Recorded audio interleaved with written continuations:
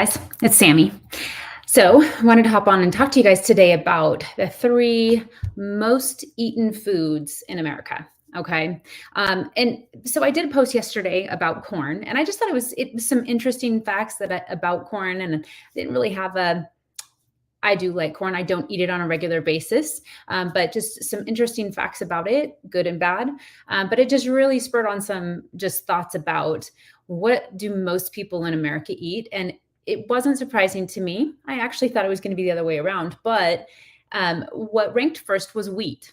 129 pounds of wheat is average for the American person to consume a year.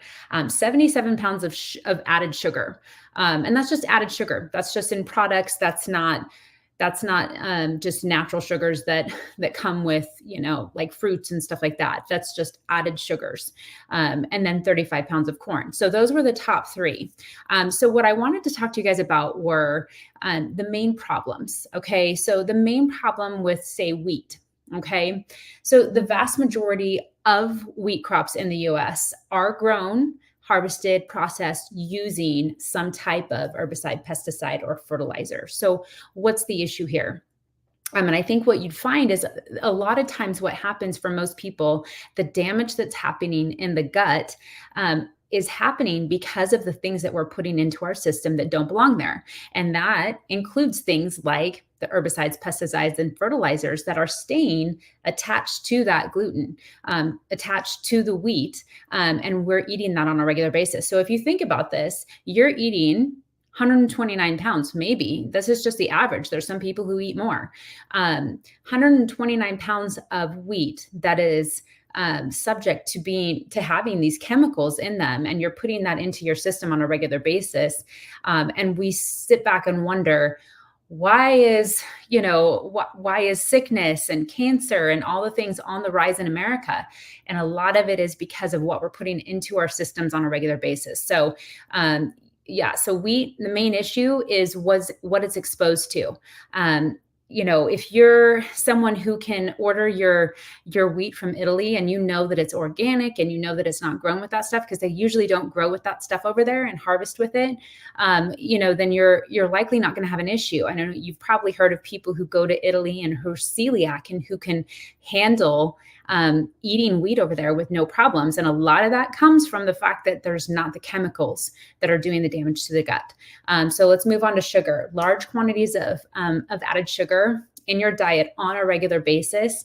Those things are obviously going to contribute to obesity, insulin resistance, and cardiovascular disease. Very simply put. So the more sugar that you have, the more damage it's going to cause, and the more likely you are to have these issues. And then corn, it can be susceptible to mold contamination.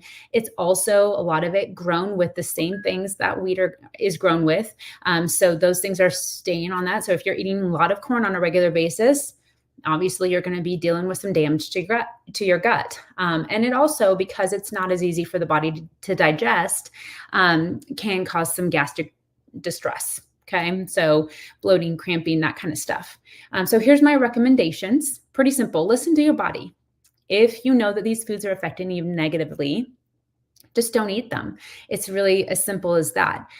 But if they don't seem to impact you a lot, I would just really recommend eat them in moderation. Try to cut back on how much gluten you're putting into your wheat that you're putting into your body on a regular basis. You're going to be healthier for it. Most of the time, people are putting these foods into their bodies on a regular basis. They're not just, oh, I'm just going to sit here and eat some flour. Okay, that's a 1 ingredient food. The issue is that you're eating foods that are processed, packaged with a lot of other ingredients. So if you can focus more on eating just those single ingredient foods, you're going to be healthier for it. I promise you. Another recommendation, each of these is technically an inflammatory food.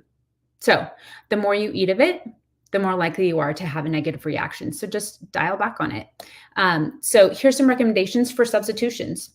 Wheat flour, I would recommend first on the list, almond flour, coconut flour, cassava flour, and then you've got some other options, buckwheat and sorghum. But these are going to be more of the nutrient dense type flours to use if you're wanting to make something that doesn't have the wheat in it.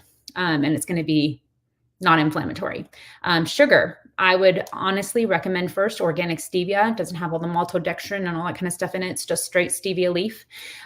Coconut sugar and honey, those are good options, but I would definitely say, once again, those are added sugar. So try to limit those as much as possible. And then corn, most people, honestly, they're eating corn in form of chips or tortillas, right? I mean, who doesn't love good corn on the cob? Okay, a little bit different. But if you're looking at products that are made with corn, maybe look at substituting them for something like Siete has a great grain-free chip, and they also have some great tortillas, some great things that you can substitute with. So just some food for thought for the day. Here's to a healthier and happier you. Thanks for listening.